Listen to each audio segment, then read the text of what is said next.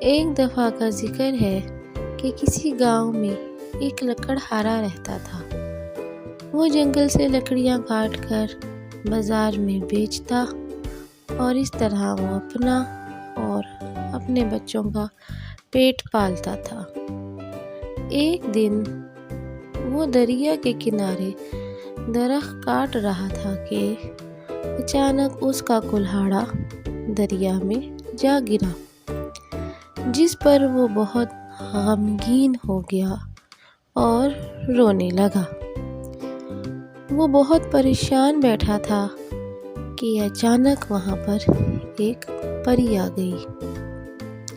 پری نے جب لکڑہارے کو پریشان دیکھا تو پوچھا، تم کیوں اتنے غمگین اور پریشان بیٹھے ہو؟ لکڑہارے نے جواب دیا کہ میرا کلہاڑا دریا میں گر گیا ہے، اس لیے میں بہت پریشان ہوں۔ پری کو لکڑہارے پر رحم آ گیا۔ پری نے دریا میں غوطہ لگایا اور تھوڑی ہی دیر میں سونے کا ایک خوبصورت کلہاڑا لے کر ظاہر ہوئی۔ پری نے لکڑہارے سے کہا، یہ وہی کلہاڑا ہے جو دریا میں گر گیا تھا، جس کی وجہ سے تم بہت پریشان تھے۔ لکڑہارے نے کہا، نہیں، یہ میرا کلہاڑا نہیں ہے، میرا کلہاڑا تو لوہے کا تھا، یہ تو سونے کا ہے، یہ میرا نہیں ہے۔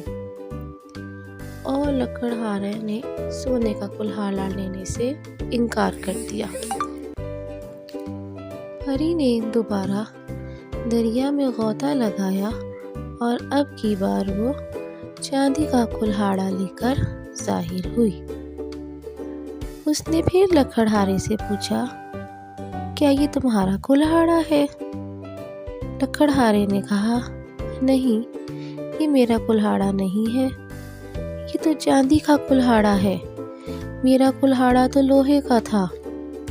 لکڑہارے نے اس چاندی کے کلہاڑے کو بھی لینے سے انکار کر دیا۔ پری نے اب تیسری مرتبہ دریا میں غوطہ لگایا اور اب پری کے ہاتھ میں لوہے کا کلہاڑا تھا۔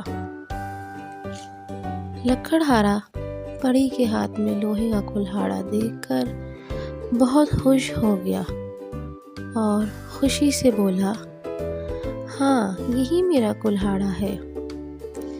پری لکڑہارے کی ایمانداری سے بہت خوش اور متاثر ہوئی اور اس نے تحفے کے طور پر تینوں کلہاڑے لکڑہارے کو دے دیے، اور لکڑہارا اپنی ایمانداری کی وجہ سے اپنی زندگی بہت خوشحال بسر کرنے لگا۔